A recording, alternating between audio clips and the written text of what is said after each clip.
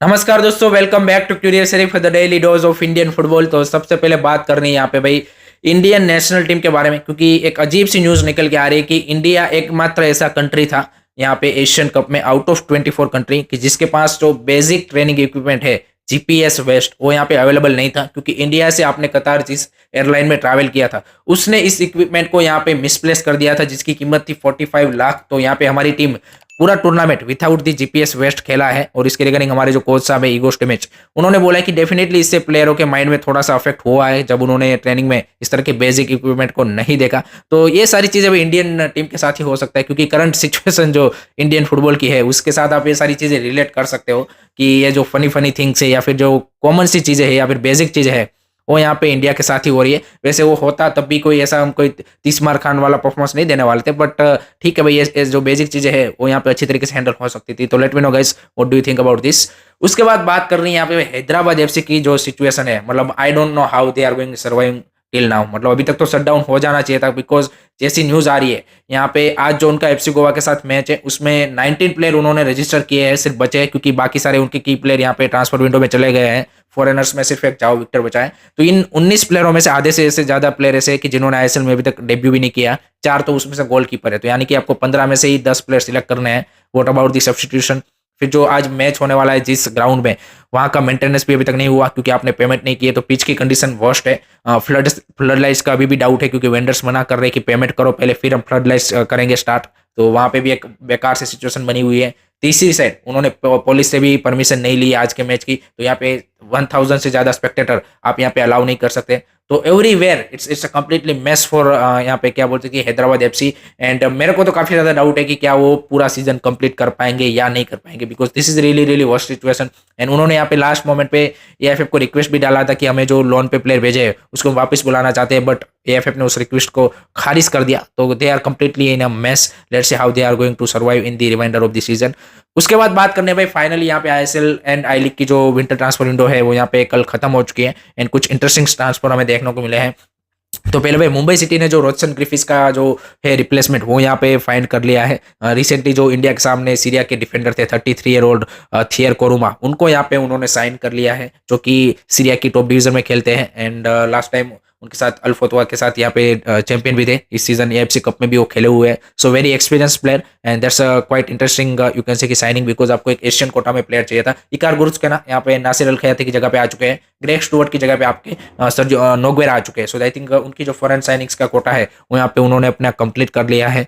दूसरी साइड अगर हम बात करें यहाँ पे केरला ब्लास्टर, तो उन्होंने भाई एक यंगस्टर को यहाँ पे फिर से साइन किया है। 21-year-old Mizo player from Aizawl FC एमीबिया, जिसको आई थिंक काफी इंटरेस्टिंग प्लेयर है, आई लीग में अच्छा परफॉर्मेंस दे रहे हैं। तो उनको यहाँ पे साइन कर लिया है, लेकिन वो यहाँ पे समर में ज्वाइन करेंगे। अभी तो reminder of the season Aizawl FC के लिए ही खेलेंगे।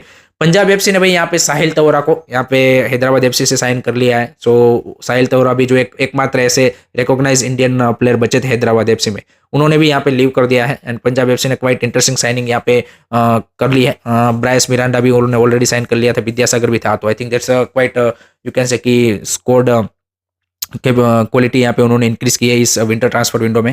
उसके बाद अगर बात करें आप, तो मोहन बगान से न्यूज आ रही कि जॉनी कोको को उन्होंने वापस बुलाया है, बट किसकी जगह पे आई थिंक वो अभी तक यहाँ पे क्लियरली पता नहीं चल पाया, क्योंकि ऑलरेडी उनके पास 6 फॉरेनर्स थे। तो किसकी जगह पे उनको लाया है, एंड अभी तक उसका फिटनेस का इश्यू है, ही इज स्टिल रिकवरिंग। तो ऐसा नहीं होगा कि अगर वो ज्वाइन भी करते हैं तो यहाँ पे तुरंत आपको मोहन बगान के लिए देखने को मिल जाएगी। एंड हम सबको पता है कि उनको डिफेंसिव मिडफील्डर की जरूरत थी। तो that's interesting signing, but let's see किसकी जगह पे साइन किया है वो अभी तक क्लियर होगा, उसके बाद ही पता चल पाएगा। एंड उसके राइवल क्लब ईस्ट बंगाल ने भाई जेवियर सिवेरियो को यहाँ पे जाने दिया है, और उसकी जेवियर सिवेरियो ने यहाँ पे जमशेदपुर एफसी के लिए साइन किया है। So that's interesting move for Javier Siverio. Let's see how he is going to perform there. And East Bengal ने उसका रिप्लेसमेंट जरूर साइन कर लिया है, बट उसका नाम अभी तक निकल के नहीं आ रहा है। So that's also one of the you can से की इंटरेस्टिंग सिचुएशन। उसके लिए यहाँ पे एक फॉर्मर इंडिया अंडर 17 के प्लेयर सनी धानीवाल, जो कि कैनेडियन सिटीजन बन चुके थे, उन्होंने भाई यहाँ पे फिर से इंडियन सिटीजनशिप अपनी हासिल कर ली है, और he is coming back to India. So let's see जो इंडिया अंडर 17 की टीम थी 2017 फीफा वर्ल्ड कप वाली, उसमें वो यहाँ पे हिस्सा थे। So that's interesting move for Sunny Dhaniwal. And let's see कहाँ पे आगे आने वाले टाइम में वो यहाँ पे किस क्लब को ज्वाइन करते हैं, वो देखना भी इंटरेस्टिंग से यहाँ पे बन जाएगा।